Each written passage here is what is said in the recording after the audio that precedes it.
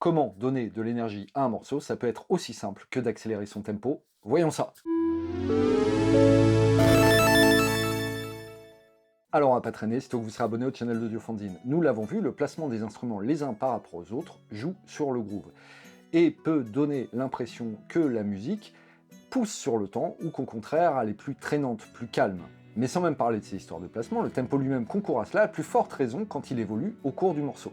Grâce à l'usage des casques audio, la plupart des enregistrements modernes se font au clic, c'est-à-dire une sorte de métronome de référence sur lequel se cale chaque musicien pour sa prise et qui permet à chacun d'enregistrer successivement sa partie dans le morceau.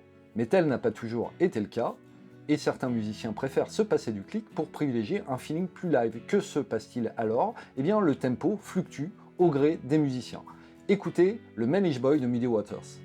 On est à 62 BPM sur l'entrée de la batterie, et le tempo augmente naturellement avec l'excitation des musiciens. On finit à 78 BPM.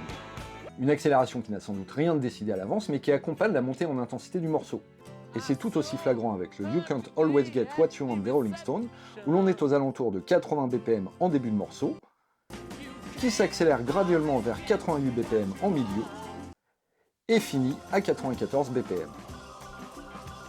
Est-ce voulu? Forcément un peu sur une telle amplitude, mais on sent bien que l'idée pour les musiciens, c'est de se laisser porter par l'énergie de la musique, de ne pas se focaliser sur le clic pour que la musique vive sa vie et qu'elle devienne ainsi plus trépidante, plus excitante.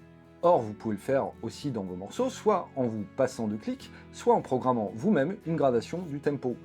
1, 2 ou 3 BPM à l'occasion d'un roulement annonçant un refrain permettront de donner plus d'élan à celui-ci sans que l'auditeur ne repère le subterfuge. Je vous laisse essayer ça, sitôt que vous aurez commenté, liké, partagé cette vidéo. Ciao!